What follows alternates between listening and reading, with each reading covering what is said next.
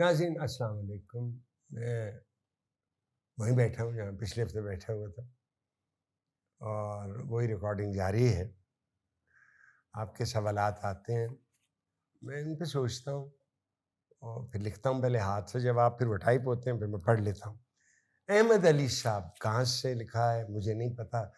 बेटा आपका नाम बहुत अच्छा है, अहमद भी है और अली भी है। Very good. आप लिखते ये हैं कि आप मुझे बचपन से पसंद करते हैं और यूट्यूब पर देखकर रोना आता है। रोना आता है? मुझे फिर रोना अच्छा, मुझ जैसा मुस्कुराता हुआ शख्स कोई और नहीं मिला। अच्छा। ख्वाहिश है कि आप मेरे पाँव को बोसा दें।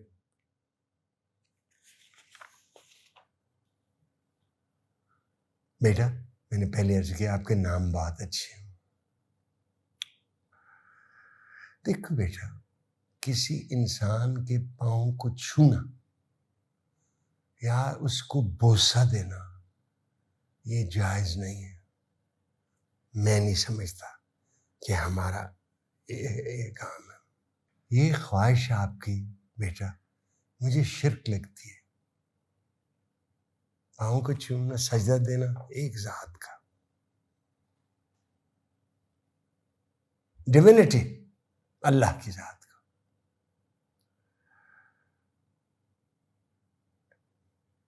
इश्क रसूल करें,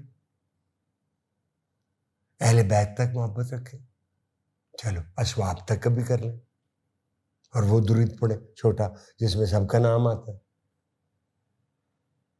राइट। पसंद करने की एक हद होनी चाहिए। लामहदूद पसंद उसकी जात से। ऑस्कर वाइल्ड ने एक जगह अपनी एक लिखा है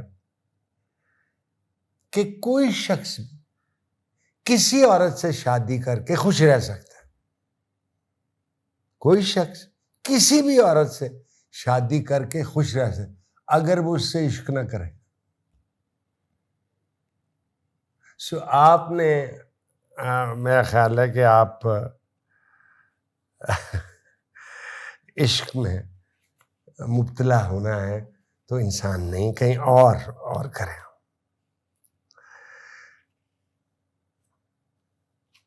एक बार आपने दिल के बारे में भी लिखा है। देख बेटा, अपने दिल के बारे में मेरी नजर में दिल एक पंप है। उसने दो किस्म का खून, एक वो खून जो बाकी हिस्सों जिस्म से वापस जाता है उसे हम वीनल ब्लड कहते हैं, वीनस ब्लड कहते हैं। एक है जो हमारे फेफड़ों से इशारा में जाता है, उसे हम आर्टीरियल ब्लड कहते हैं। हमारी शायरी में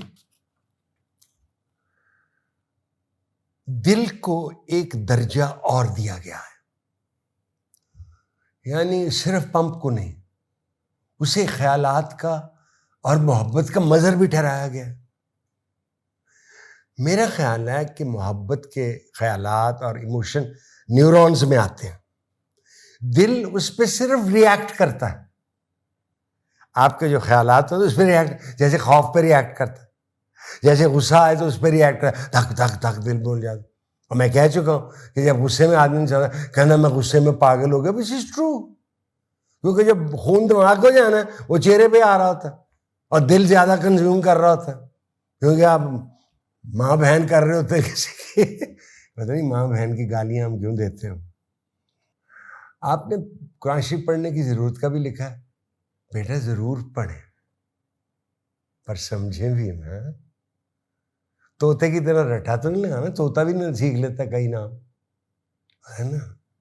एक हमारे बुजुर्ग थे अल्लामा गुलाम अहमद परवेज, उनने 4 जिल्दों पर लुगतुल कुरान लिखी है, 4 जिल्दों पर, कि ये लफ्ज़ जो कुरान में अरबी में इस्तेमाल हुआ है इसका उस वक्त क्या माने थे, इसके अब क्या मानी है, इसके और मानी क्या क्या हो सकते हैं।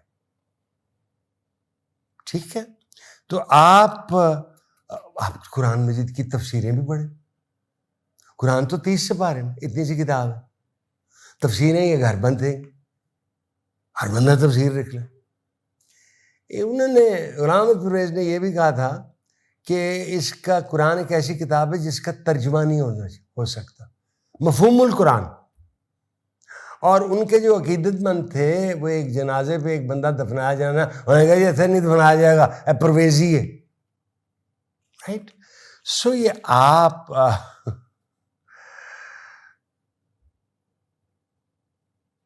शायर जो है वो हमारे शायर दिल को हैं। वैसे फैज़ साहब की बहुत दश्त तन्हाई है, बड़ी मशहूर, इकबाल बानो साहब ने गाई है। दिल के रुखसार पे रखा है उसने हाथ। भाई मैंने तो कभी दिल के रुखसार नहीं देखे। इसे पोएटिक लाइसेंस कहते हैं कि शायर अपना इजहार करने के लिए वो सिमली और मेटाफर इस्तेमाल करता है। अगर आपको वाकई आप समझते हैं कि दिल के होंठ हैं जिस पे आप हाथ रखते हैं, मुबारक हो बेटा, आप तो फैज़ साहब की तरह सोच रहे हैं। Well done, well done.